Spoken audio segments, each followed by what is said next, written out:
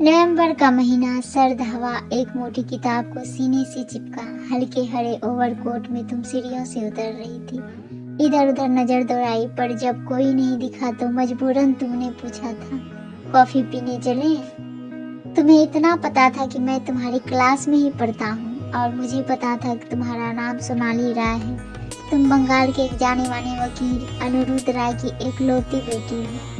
तुम लाल रंग की स्कूटी से कॉलेज आती हो, और क्लास के अमीरजादे भी तुम पर उतने ही मरते हैं जितने हम जैसे मिडिल क्लास के लड़के, जिन्हें सिगरेट, शराब, लड़की और पार्टी से दूर रहने की नसीहत हर महीने दी जाती है। उनका एकमात्र सपना होता है माँ बाप के सपनों को पूरा करना। ये तुम जैसी युवतियों से बात करने से इसलिए हिचकते हैं क्योंकि हाय हेलो के बाद की अंग्रेजी बोलना इन्हें भारी पड़ता है।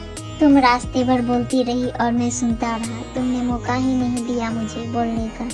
तुम इसरा सर, नसरीन मैम की बकबक, वीना मैम के समाचार पढ़ने जैसा लेक्चर और ना जाने कितनी कहानियाँ तेजी से सुना गई थी, और मैं बस मुस्कुराते हुए तुम्हारे चेहरे पर आए हर भाव को पढ़ रहा था। तुम्हारे होठों के ऊपर काला तिल था जिस पर मैं कुछ कविताएं सोच रहा था।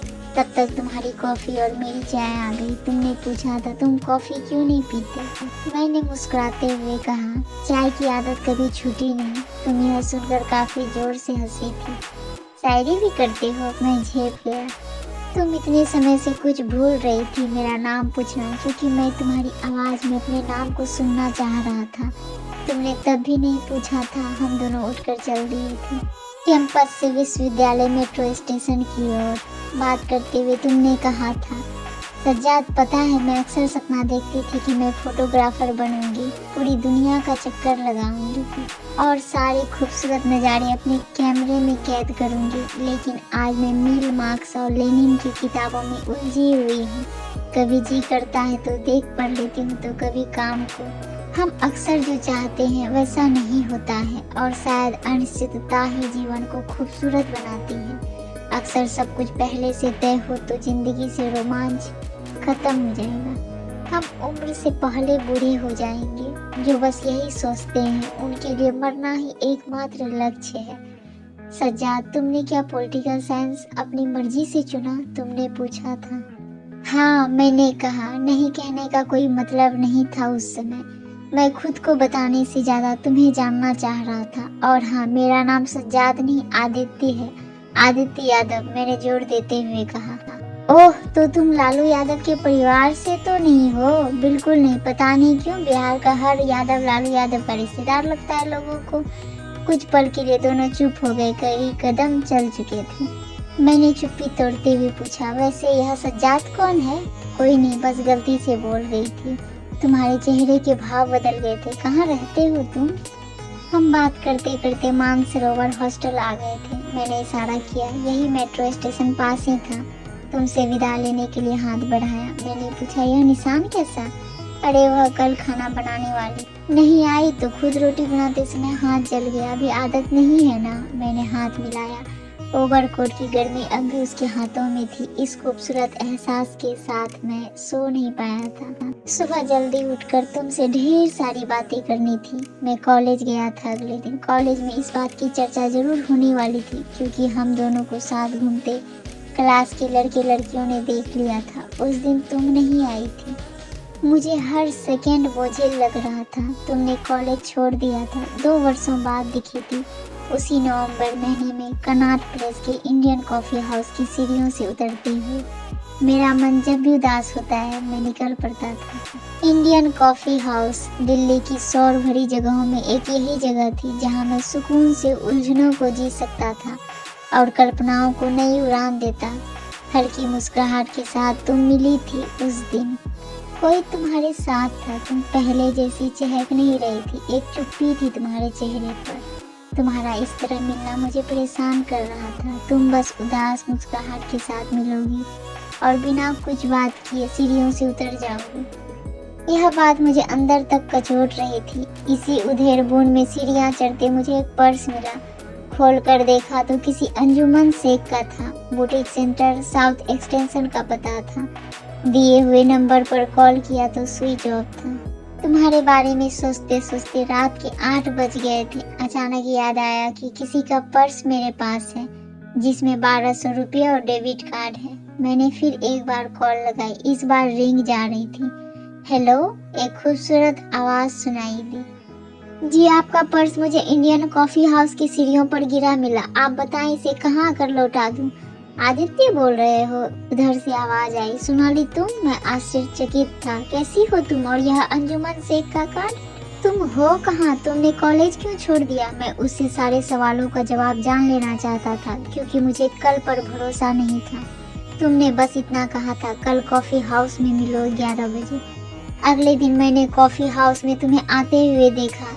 2 वर्ष पहले उस हरे ओवरकोट में सोनाली मिली थी। सपनों की दुनिया में जीने वाली सोनाली, बेरंग जिंदगी में रंग भरने वाली सोनाली। पर 2 वर्षों में तुम बदल गई थी। तुम सोनाली नहीं थी।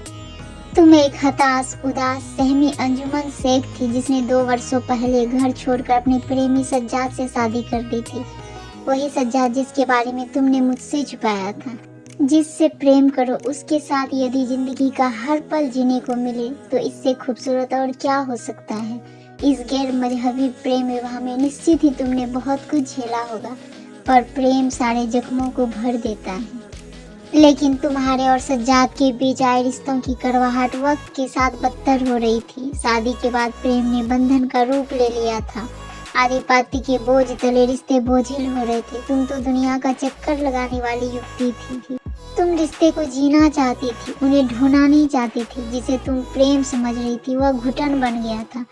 तुम सब कुछ कहती चली गई थी और मैं तुम्हारे चेहरे पर उठते हर भाव को वैसे ही पढ़ना चाह रहा था जैसे पहली बार पढ़ा था। तुमने सज्जाद के लिए अपना नाम बदला था, अपनी कल्पनाएं बदली, तुमने खुद को बदल दिया था। प्रेम में खुद को बदलना सही है या गलत नहीं मालूम, पर खुद को बदल कर तुमने प्रेम भी तो नहीं पाया था। वक्त हो गया था फिर एक बार तुम्हारे जाने का। सज्जाद घर पहुंचने वाला होगा, तुमने कहा था। तुमने पर्स लिया और हाथ आगे बढ़ाकर बाय कहा। मैंने जल्दी से तुम्हारा हाथ थामा, वही 2 वर्षों पुराने ओवरकोट की गर्मी महसूस करने को। तुम्हारे हाथ के पुराने जख्म तो भर गए थे, लेकिन नए जख्मों ने जगह ले ली थी। इस बीच हमारी फोन पर बातें होती रही। राजीव चौक और नेहरू प्लेस पर 2 बार मुलाकातें हुई। सब कुछ सहज था तुम्हारी जिंदगी में, लेकिन मैं असहज था। इस बीच में लिखता भी रहा था, तुम्हें कविताएं भी भेजता था। पढ़कर तुम रोती थी, कभी हंसती भी थी। एक दिन तुम्हारा मैसेज आया था, मुझसे बात नहीं हो पाएगी अब। मैंने एकदम कॉल बैक किया। मेरा नंबर ब्लॉक हो चुका था। तुम्हारा फेसबुक अकाउंट चेक किया तो वह डिलीट हो चुका था। मैं घबरा गया था। तुम्हारे साउथ एक्स वाले बुटीक पर फोन किया तो पता चला कि तुम 1 हफ्ते से वहां नहीं गई हो। इसी बीच मेरा नया उपन्यास नवंबर की डायरी बाजार में छपकर आ चुका था। मैं सभाओं और गोष्ठियों में जाने में व्यस्त हो गया, पर तुम्हारा ख्याल मन में हमेशा बना रहा। समय करवटें ले रहा था। सूरज रोज डूबता था, रोज उगता था। धीरे धीरे 1 साल गुजर गया। शाम के 7 बज रहे थे। मैं कमरे में अपनी नई कहानी सोना के बारे में सोच रहा था। तब तक दरवाजे की घंटी बजी। दरवाजा खोला तो देखा कोई युवती मेरी ओर पीठ किए खड़ी है। मैंने कहा, जी। वह जैसे ही मुड़ी, मैं आश्चर्यचकित रह गया। वह सोनाली थी। हम दोनों गले लग गए। मैंने सीने से लगाए हुए पूछा, तुम्हें मेरा पता कैसे मिला? तुम्हारा उपन्यास पढ़ा, नवंबर की डायरी, उसके पीछे तुम्हारा नंबर और पता भी था।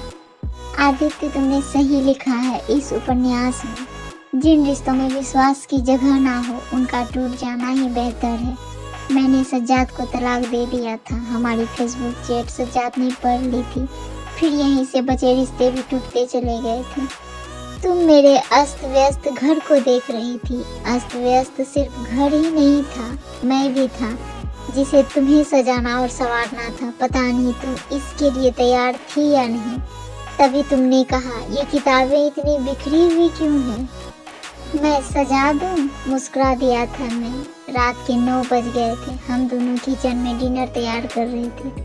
तुमने कहा कि खिड़की बंद कर दो, सर्द हवा आ रही है। मैंने महसूस किया नवंबर का महीना आ चुका था।